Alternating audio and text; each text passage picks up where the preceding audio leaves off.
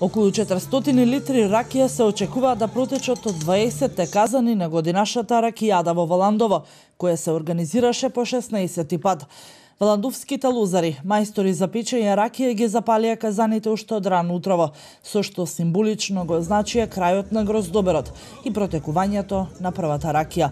Велат дека печењето не е тешко, но не може секој да го работи. За добра ракија најважен бил квалитетот на грозјето, но имало и мали тајни кои мајсторите никогаш не ги откриваат до крај. Мајсторот си го знае својот занат, си има некои своји тајни, сладки, така да секој со некој си нешто додаде, одземава, тука се крие некој нешто сладко. Иначе рецептот е тоа. Мајсторот е дужен само да ги обави процесите што треба да ги се служи. Другото е тоа. Не е кој знае каква сложена работа, меѓу тоа треба искуство. Секој не може добра ракија да изведе и да е квалитетно грозето, ипак има техника во варенето.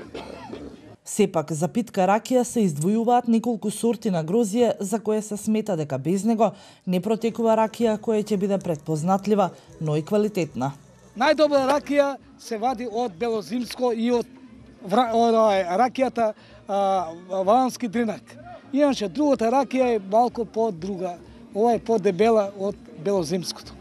Генералниот покровител на манифестацијата е општината, а првиот човек ни шега, поврзувајќи ја ракијадата, го коментираше законот за забрана за печење ракија.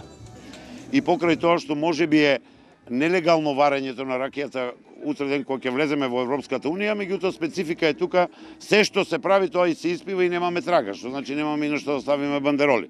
Организаторите на оваа веќе традиционална ракијада најавуваат од наредната година истата да добие меѓународен карактер.